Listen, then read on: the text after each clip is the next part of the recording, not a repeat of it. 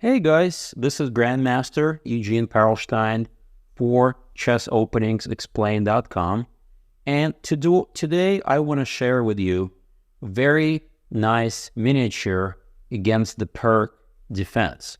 The Pirc, or the modern, starts after the move e4, g6. So specifically g6 is the modern move order. The Pirc usually starts with a d6. Honestly, both openings usually will transpose for us, so it doesn't matter. So after the move g6, d4, bishop g7, I played knight f3. Honestly, again, here it doesn't matter if you start with the move knight c3 or knight f3, because after d6, we're still going to transpose to the game. So let me just go quickly through the opening moves: d6, knight c3, knight f6. And here comes very important kind of first moment of the game. Remember from our white book that this opening is very passive for black. So what does that mean? Well, black's pieces are cramped. Black's territory is limited to the first 3 rows, whereas white already took over the center and has a very nice control of the 4 rows. Well, at first it doesn't seem like a big deal, but that actually is the single most important driving point behind my next move. h3 exclam. You may not have noticed the idea behind this little pawn move, but it is restricted against this bishop who wants to go to g4, eventually maybe trade for the knight or just put pressure and then open up the d7 square, or just simply more squares for black's pieces.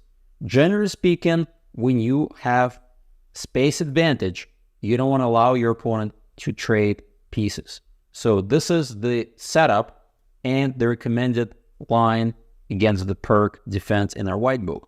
So black tries to play c6 in this game. Here, this is a game that I played against a master back in 2001, and I believe this is one of my shortest victories in this opening against the master. So the idea behind c6 is to try to play b5. This is a thematic way to put indirect pressure against the e4 pawn by attacking my knight, and therefore you already guys can probably guess the idea for white. Restricting your opponent's counterplay is themed here. What are we going to play here? Why don't you take a moment to guess? And the move is, of course, a4. Just like h3, this idea is to simply stop any expansion on the queen side, and black is kind of limited to what to do next. So my opponent decides to play b6. All right, no big deal. I just developed my bishop d3. Now he plays a6. Well, when you see your opponent playing too many pawn moves like that, something really has gone wrong with black's position. And I immediately take advantage of this after we both castle, and I play queen e2. This is a thematic idea to try to play for e5 and really point to your opponent that without the center, all of this sort of side action is really irrelevant. So he plays bishop b7. Honestly, e5 cannot be stopped. And here comes my idea. e5, breaking open files. So my opponent doesn't really have much of a choice. He plays knight e8. Obviously, taking on e5 is only going to favor white, because the queen is poorly placed on d8, and one of my rooks, either this rook or after the bishop gets out, the a rook can start harassing the queen. And putting knight on d7 is always a big no-no. As you guys remember from my game against Magnus Carlsen, the thematic push e6, here I don't even get to sack any pawns, really destroys black.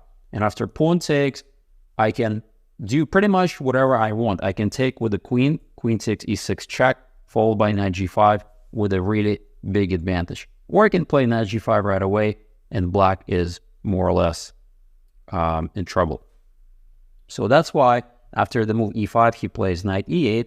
And here I could already entertain the idea of playing e6. Again, this kind of trade would only favor me after pawn takes, queen takes, because the king is really poorly placed, and this idea is virtually unstoppable. But here black has an interesting idea to his disposal. He doesn't have to take on the pawn. He can play maybe f5. And trying to get a fighting game. It's unclear where the opponent whether the opponent's e6 is a strength or a weakness. And anyway, I didn't really want to allow that, so I played the very thematic idea, h4. You may question me, well, Eugene, you just played h3 and now you're playing h4. Aren't you wasting time? Well, not when your opponent's pieces are tied up on the back rank like that. I'm going for the direct attack, and the opponent e5 is the critical soldier that completely isolates the queen side from the king side. His pieces simply don't have enough room to swing over and help the king, and my attack is more or less unstoppable. So my idea is try to open up the king with h5. My knight is going to join the party, and the attack more or less plays itself. He plays knight c7, trying to regroup. Here comes my knight, d5. I don't really care. I'm going to go to g5. He tries to get counterplay, and I swiftly stop it with c3. Very instructive pawn chain, guys. You've probably heard a lot of my lectures about pawn chains. Simply look where the pawn chain is pointing to, kingside. Well, that's where white's attack is coming in. He plays knight c6. Finally, after 14 moves, black managed to develop the rest of his pieces, yet he's under severe attack. h5 exclam, and there's not much he can do about my attack. He tries e6, and here I really like the execution. All my pieces are perfectly placed to go for immediate sort of sacrificial attack, and with my next move, knight takes h7, even though, you know, this looks natural, you actually don't have to calculate till mate. You already know you're going to get lots of counterplay. Check, check, the second knight comes in, and here comes another pawn. The king is obviously totally naked. There's only one defender, and this idea is more or less unstoppable. He tried this rook f5 move to try to bail out by giving me the exchange, and I say, thanks, but no thanks. I'm just going to play queen h5 and checkmate you. Believe it or not, this position is completely lost. He played queen d7, and here I said, okay, this pawn I'm just going to take and play e6, and he dutifully resigned. If knight takes, then check, and check, forcing the king to protect the knight, and after rook e1, this position is completely unplayable. I could also insert it, by the way, really cute idea, queen f7 check 2. So many different ways to win. Another idea is maybe I can even take and then throw in the bishop check. Honestly, the attack plays itself in this position. Very easy to play. So let's go back here and try to understand how quickly black's position deteriorated. Well, I would say that the key idea is this move e5. Once I played e5 right here on move number 10, he's basically toast.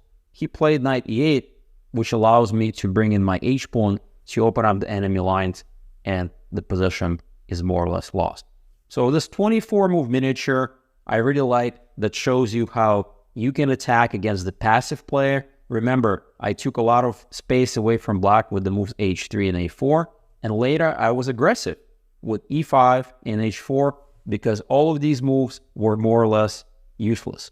a6, b6, c6 did not help black at all. Well, I hope you guys got to enjoy this game, and I want to see you apply these ideas in your own games. Hey, check this video out to make sure that you get more important information to bring your chess to the next level.